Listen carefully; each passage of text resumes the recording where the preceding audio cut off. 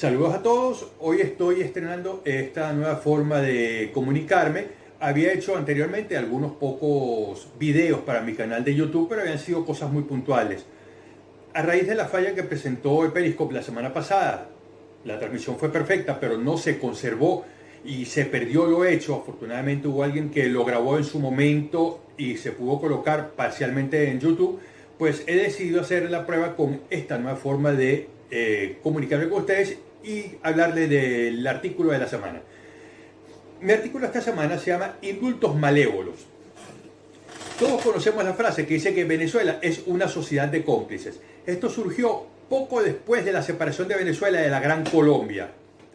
Y su origen no era lo negativo que se le vio después. En principio se refería a que muchas personas habían estado involucradas en hechos insurreccionales y cuando descubrían a alguien todos se sentían tentados a ser indulgentes porque decían, bueno, me pudo haber pasado a mí, yo también estaba pensando conspirar. Fue una situación muy complicada en la República. Entonces la gente tendía a ser un cómplice del otro, en el sentido de ser indulgente. Después se llegó a usar como en una forma despectiva, diciendo, bueno, somos cómplices porque somos cómplices de delincuentes. Pero su origen era distinto. El problema es que en este momento Venezuela está próximo a desaparecer como Estado justamente por esta sociedad de cómplices. Y decimos próximo a desaparecer porque por el dolor que sentimos nos negamos a reconocer que Venezuela prácticamente ha desaparecido, que Venezuela no existe como Estado. En estos días conmemoramos un aniversario más de un funesto hecho, el intento de golpe de Estado del 27 de noviembre, y lo podemos unir con el del 4 de febrero, que en conjunto fueron momentos absolutamente nefastos para Venezuela. Venezuela está en una situación muy mala, iba rumbo al desastre, iba por un despeñadero, pero eso era evitable, difícilmente evitable, pero se podía evitar. El problema es que no había voluntad política para resolver los inconvenientes. Todos trataron de destruir lo que había y las consecuencias las estamos pagando hoy. Tratar de destruir es porque todos estaban disconformes de una forma y de otra con el gobierno que estaba llevando en su momento Carlos Andrés Pérez, que fue simplemente consecuencia de los desastrosos gobiernos de Jaime Lucinchi, de Luis Herrera, de Carlos Andrés Pérez I, de Caldera I, de Leoni, de Betancur, y si seguimos, bueno, fue simplemente una cadena de malos gobiernos que llevaron a una situación en la cual Venezuela tenía que hacer algo y Carlos Andrés Pérez lo intentó, pero no hubo forma. Como dije en un programa la semana pasada, pero es que Carlos Andrés se creía Carlos Andrés y él creyó que solamente por ser él iba a lograr hacer todos los cambios que hacían falta. Ahorita, en ese momento, había que desprenderse del concepto de la sociedad de cómplices.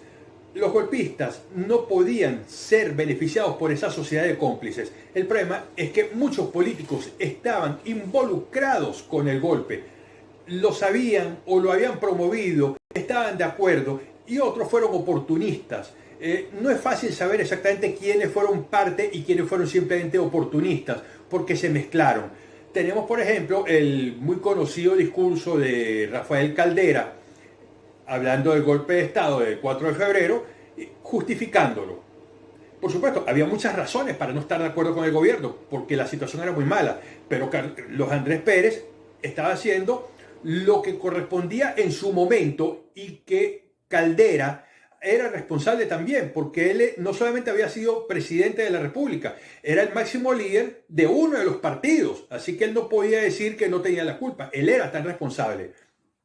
Pero en ese momento todos se preocuparon por satisfacer sus bajos instintos, sus ánimos de revancha, sus ánimos de venganza. Nadie pensó en la República y en lo que podía suceder.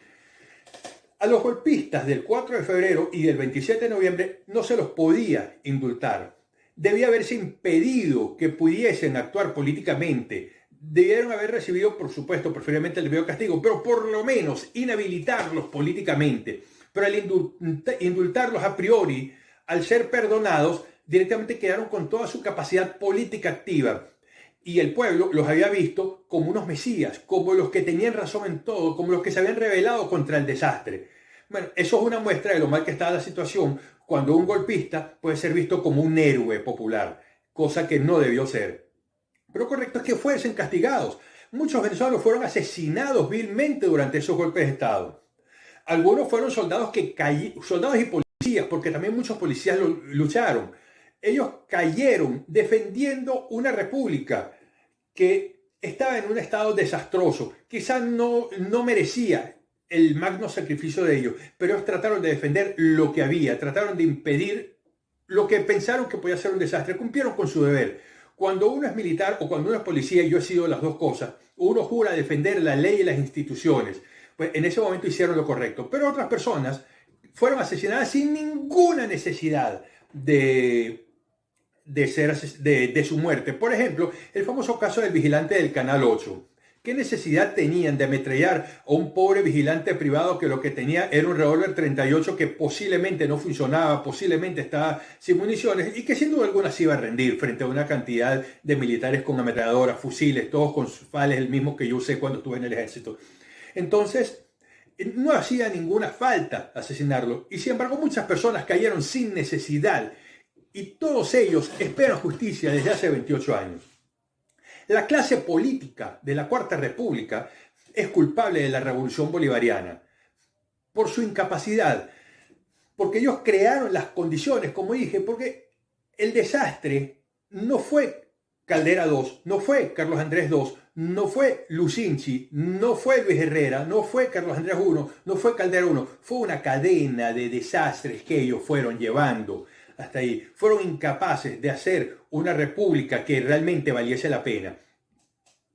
El general Marcos Pérez Jiménez, de quien se pueden decir muchísimas cosas malas, pero tenía un detalle. Él pensó en Venezuela y en hacerla grande con su política del nuevo ideal nacional y el desarrollismo.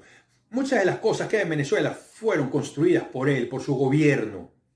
Entonces, eso de alguna forma debió continuarse y una política de primero Venezuela, segundo Venezuela, tercero Venezuela, a pesar de su corrupción, dejó cosas que la democracia no fue capaz de equiparar. Trató de hacer algunas cosas como la educación de la gente, está bien, todo eso está muy bien, pero todo se apoyaba en muchas de las políticas de Marcos Pérez Jiménez. Entonces, esa incapacidad de mantener el desarrollo que estaba llevando Venezuela cuando era una república que iba rumbo al estrellato, fue lo que hizo que surgiera este desastre militar llamado Hugo Chávez Frías con su golpe de Estado del 4 de febrero y sus sucesores con el golpe del 27 de noviembre. Pero también hay otros políticos de la Cuarta República, la clase política, que son responsables porque promovieron o se aprovecharon de ese año desastroso de los golpes de Estado. Uno de ellos, como dije, por ejemplo, Rafael Caldera, que aprovechó de dar un discurso que sonó muy bonito y sobre ese discurso ya se sabía que él iba a ser el siguiente presidente de la República. Igual que, como he hablado, el juicio a Carlos Andrés Pérez, que se le podían objetar muchísimas cosas, pero justamente por lo que se le juzgó no podía ser objetado. Es una de las cosas buenas que hizo. Él trató de defender la democracia en Centroamérica, porque él consideraba que era de importancia para Venezuela que Centroamérica y que toda América fuesen países democráticos para llevar una buena relación. ¿Correcto o equivocado?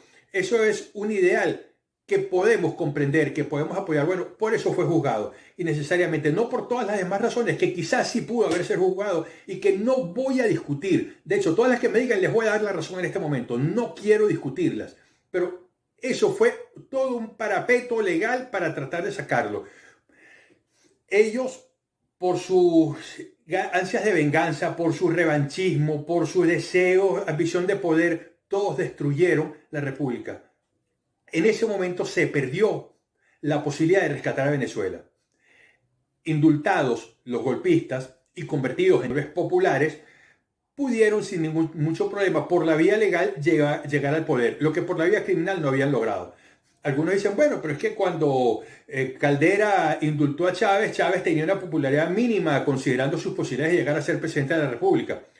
Con un poco de sensatez era de imaginarse que su posibilidad iba a ser real, porque la gente lo quería, la gente lo amaba, porque era la figura que se había revelado contra la Cuarta República, que la República de la Guanábana, que era muy poco eficiente. Entonces no hacía falta mucho sentido común para darse cuenta que eso era una posibilidad real.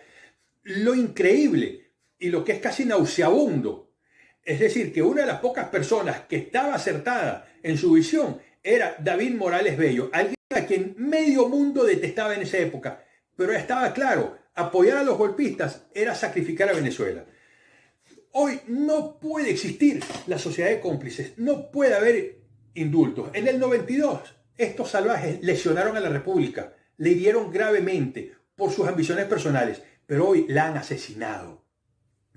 Venezuela ya no existe. Venezuela no es un estado fallido. No podemos decir que Venezuela es un estado fallido, porque no existe ninguna institución republicana que podamos considerar como tal.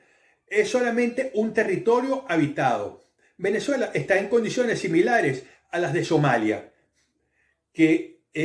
donde hay regiones del territorio que dependen de grupos criminales y actúan como gobierno, y las personas que quieren hacer algún tipo de negociación, prospección minera en esa zona, tienen que negociar con estos grupos criminales y le pagan el impuesto a ellos como si fueran gobierno. Bueno, Venezuela es así. Hay zonas de Venezuela y de Caracas que no responden al gobierno. Por eso Venezuela ya está somalizada completamente y les prometo muy pronto un artículo al respecto. Entonces, Venezuela está sometida a un genocidio moral y material. Son cientos de miles de venezolanos que han sido asesinados durante la revolución. Pero sumemos los que han sido torturados, los que han sido encarcelados, los que han tenido que huir de Venezuela para no morir, bien sea por persecución o simplemente por hambre. Se estima que hay alrededor de 6 millones y medio, 7 de venezolanos que han huido, de habitantes de Venezuela. Algunos son personas que simplemente llegaron de otros países, se instalaron en Venezuela y dijeron, mira, me voy porque esto ya es insoportable. Otros no han sido clasificados como venezolanos emigrantes porque llegan a otros países con un doble pasaporte. Pero tenemos que tomar en cuenta toda la cantidad de personas que han huido de Venezuela. Venezolanos con doble pasaporte y extranjeros que se habían asentado en Venezuela. 7 millones de habitantes, 6 millones y medio, 7, o sea, casi 1 de cada 5. Usted piensa en 5 personas, bueno, uno de ese grupo, de cada 5, se ha ido. Entonces están destruyendo a Venezuela. Venezuela a duras penas existe. Entonces, para los responsables de esto, no puede haber indulto, no puede haber perdón, tiene que haber castigo, porque justamente porque no ha habido castigo, esta situación se ha repetido. Los judíos después de la Segunda Guerra Mundial comprendieron que tenían que castigar sí o sí, fuese como fuese, a los responsables del Holocausto. Asesinaron a 6 millones de judíos, sí porque sí. Y los judíos dijeron, nunca más se va a repetir esto. Los venezolanos tenemos que aprender de ellos, es decir, nunca más se va a repetir este genocidio en Venezuela, nunca más van a tratar de destruir a nuestro país en estas condiciones. Entonces, no podemos aceptar la idea de la sociedad de cómplices. Los responsables de la Quinta República, de la Revolución, tanto políticos de la Cuarta como políticos de oposición de la Quinta, que no son de oposición un cuerno porque son todos chavistas, como digo yo, son chavistas azules, y los chavistas rojos, todos ellos tienen que pagarlo, todos ellos tienen que ser castigados para que nunca más a alguien se le ocurra que puede venir a destruir a Venezuela como lo han hecho ellos. Tenemos que detenerlos. Bueno, señores, este es mi artículo de hoy. Al pie de la nota encontrarán el enlace para ir a mi blog donde está publicado. Espero que les guste y muy pronto les daré otro. Buenas tardes, buenas noches, buenos días. No sé a qué hora me están viendo, pero nos vemos en el próximo.